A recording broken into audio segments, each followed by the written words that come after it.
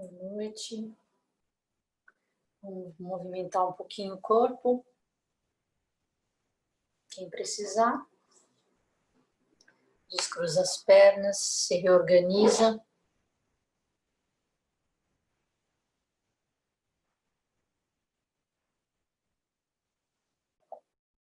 E vamos seguir a leitura do Bernie Glassman. Tetsugen Glassman, sobre o cozinheiro Zen, para viver uma vida que vale a pena.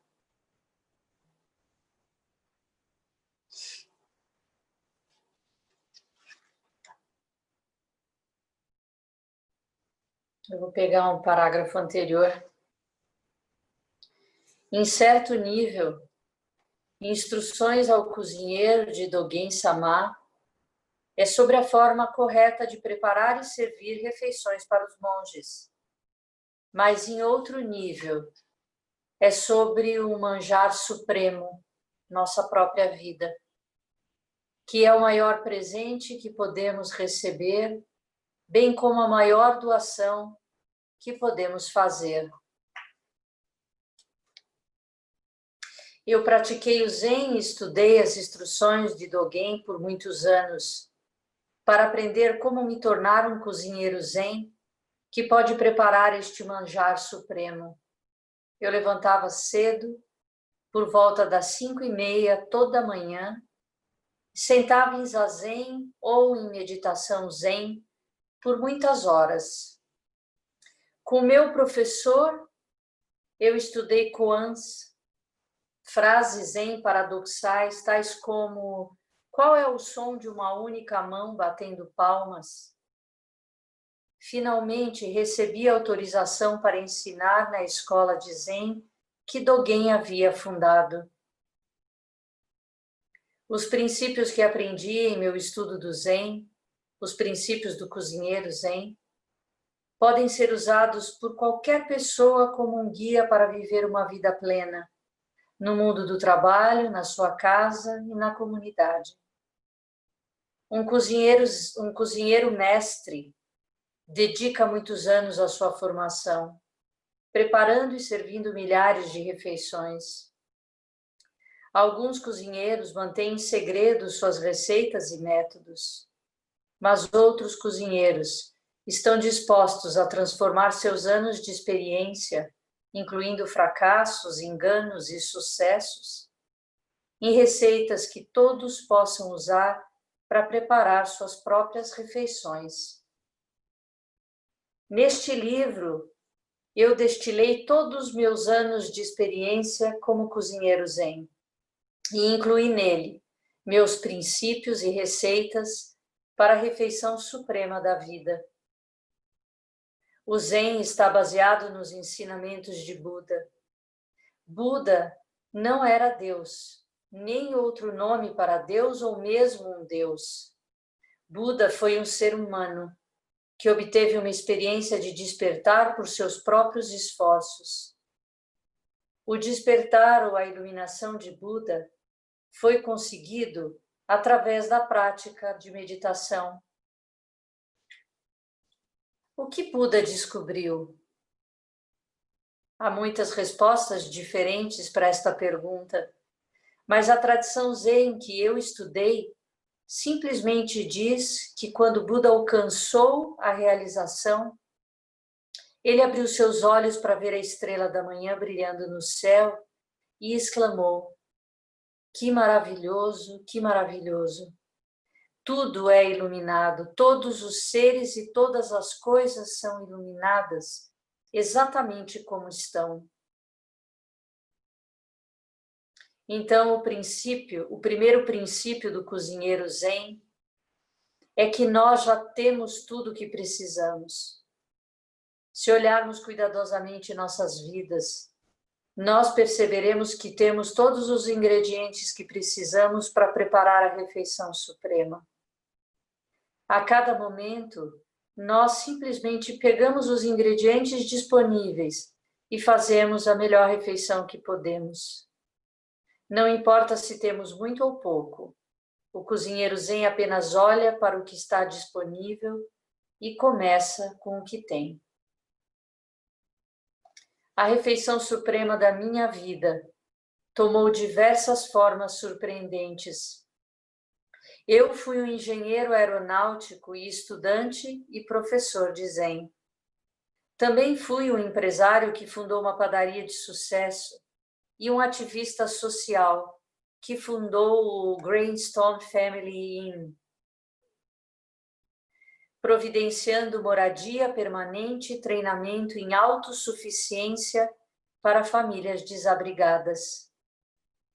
Também estou envolvido em construir um hospital para pessoas com AIDS terminal e um centro interreligioso. Claro, a refeição suprema é muito diferente para cada um de nós. Mas, de acordo com os princípios do cozinheiro Zen, sempre consiste em 5 pratos principais ou aspectos da vida. O primeiro prato envolve espiritualidade. O segundo prato é composto de estudo e aprendizagem. O terceiro prato lida com o sustento. O quarto prato é feito de ação social ou mudança. E o último prato consiste de relacionamentos e comunidade.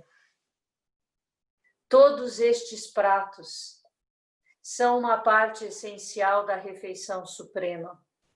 Assim como todos nós precisamos de certo tipo de alimentos para elaborar uma refeição inteira que nos mantenha e nutra, também precisamos todos estes 5 pratos para viver uma vida completa. Não é suficiente simplesmente incluir todos estes pratos na nossa refeição. Nós temos que preparar os 5 pratos no momento certo e na ordem correta. O primeiro prato, a espiritualidade, nos ajuda a perceber a unidade de todas as coisas vivas e torna-se um ponto de estabilidade no centro de todas as nossas atividades. Este prato consiste de certas práticas espirituais. Essa prática pode ser rezar, ou ouvir música, dançar ou fazer caminhadas, ou passar algum tempo sozinho. Qualquer coisa que nos ajude a perceber ou nos lembrar da unidade da vida. Do que Buda quis dizer quando falou, que maravilhoso, que maravilhoso. O segundo prato é estudar e aprender. O estudo leva à perspicácia e à inteligência. As pessoas normalmente estudam antes de começar algo, mas eu gosto que o meu estudo das coisas seja sobre o sustento, ação social ou espiritualidade. Que esse estudo ocorra junto com a prática do meu sustento, da ação social ou da espiritualidade. Desta forma, o estudo nunca fica algo meramente abstrato. Uma vez que tenhamos estabelecido a clareza que vem da estabilidade e do estudo, nós podemos começar a ver como preparar o terceiro prato, que são os meios de vida.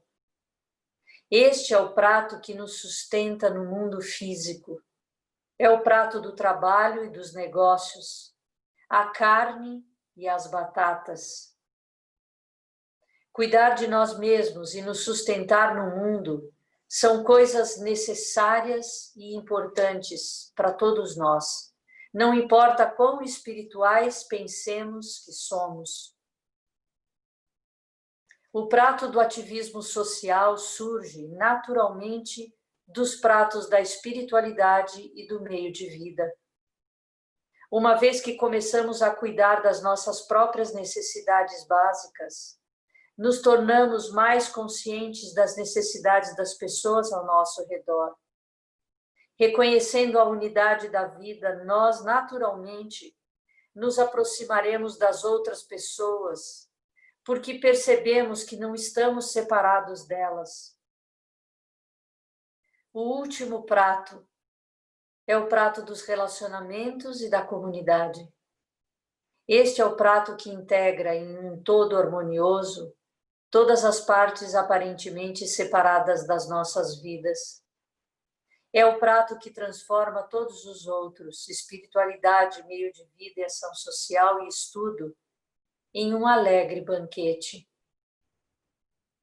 Todos os pratos formam a refeição suprema da nossa vida.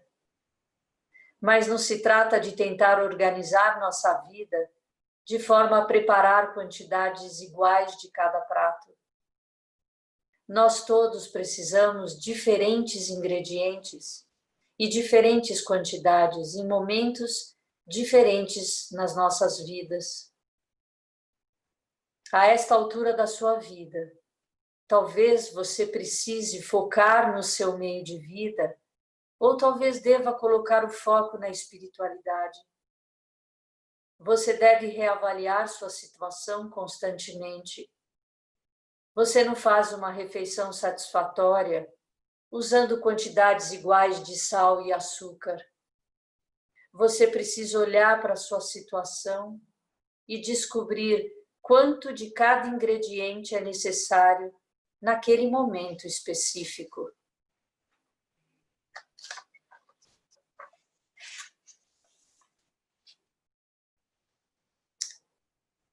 E ele encerra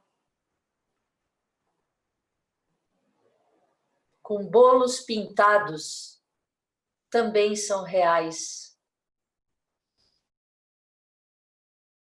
A refeição suprema é uma metáfora. Geralmente dizemos que metáforas não são a realidade que descrevem. Nós dizemos, por exemplo, que o mapa não é o território. Ou, como diz o ditado Zen, você não pode comer bolos pintados. Isto é verdade, tanto quanto pode ser. Mas como a maioria das verdades é apenas meia ou talvez 3/4 da verdade, Dogen foi mais a fundo quando escreveu em sua maior obra, o Shobogenzo, que bolos pintados são reais também. Mapas, receitas e manual de instruções são feitos de palavras reais e imagens que transmitem informações verdadeiras sobre nossas vidas e o mundo em que vivemos. O mapa pode ajudar a ir daqui para lá. Uma receita pode ajudar a fazer um pão delicioso. E palavras que vêm da experiência e do coração podem ajudar a viver de forma mais plena e completa. Então, este livro é o meu bolo pintado. Minha esperança é que ele ajudará a descobrir e praticar os princípios antigos, mais ainda atuais do cozinheiro Zen, de forma que você possa preparar a suprema refeição para si mesmo e para os outros, um momento após o outro. Porque a refeição suprema, a sua própria vida, é o maior presente que você pode receber e a maior doação que você pode fazer. E assim ele encerra o início para começar a falar sobre o primeiro prato, receitas para o espírito.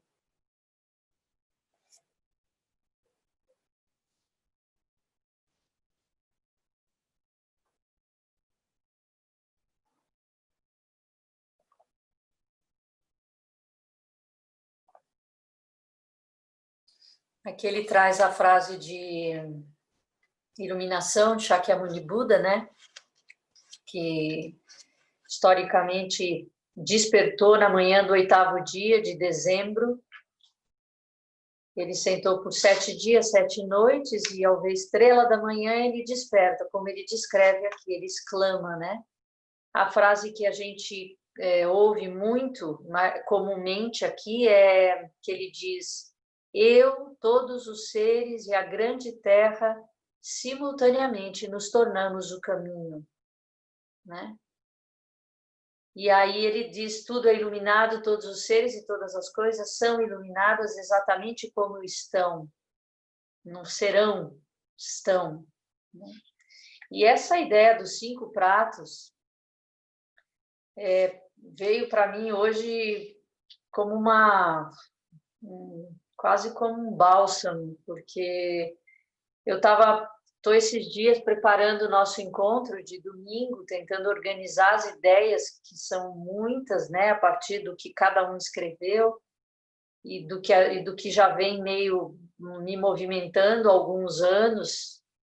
E incrível, porque ele traz essa organização dos pratos que parece que vem fazendo muito sentido para mim.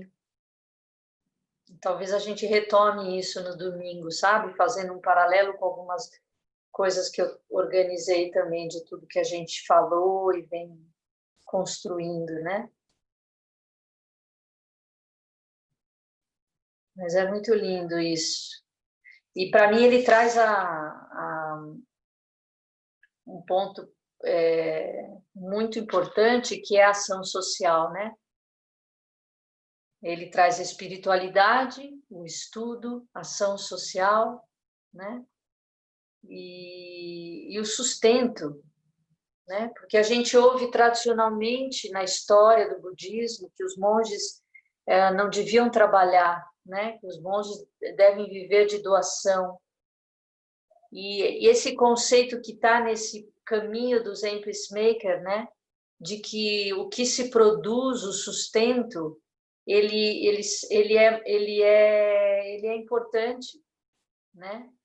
Mas você não abre mão da prática para o sustento. É entender isso que a gente experimentou no nosso Mugon Sesshin, que algumas pessoas falaram, que quando a prática norteia, é o fio condutor do nosso caminhar, as atividades tidas como mundanas, o trabalho, o sustento, elas são acolhidas, elas são parte, integrantes, elas não são separadas do caminho espiritual, né? Quando o que norteia é o caminho e a prática, né? Então, quando não tem ganância, quando o teu sustento é realmente para compartilhar, para te dar vida e condição de seguir compartilhando o caminho. Não é para acumular, né?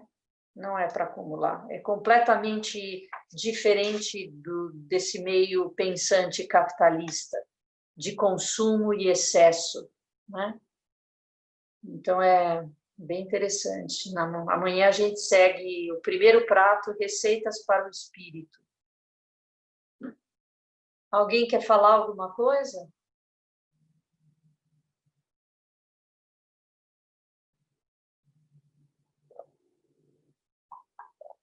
Travou. Arro, Hi, hi, boa Bianca. noite. Boa noite. Eu não estive ontem na prática, então eu perdi o nome do livro. Você poderia responder, por favor? Claro, na realidade não é um livro, é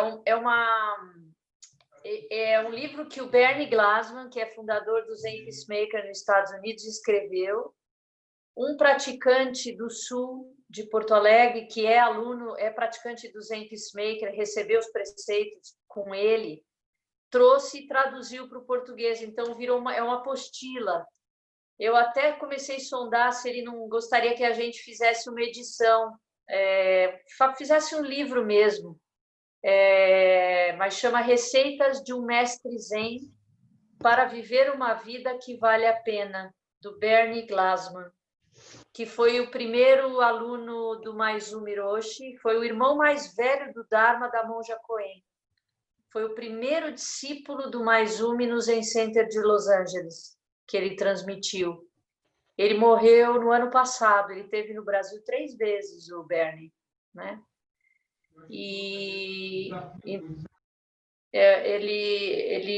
Esse livro foi uma tradução gentilmente feita pelo Ovídio, que é um praticante lá do Via Zen de Porto Alegre. E aí, quem sabe, a gente consegue fazer uma edição independente, né? Se ele disponibilizar, enfim, porque foi ele que traduziu, tá? Certo. Gachou. Achou. Alguém mais?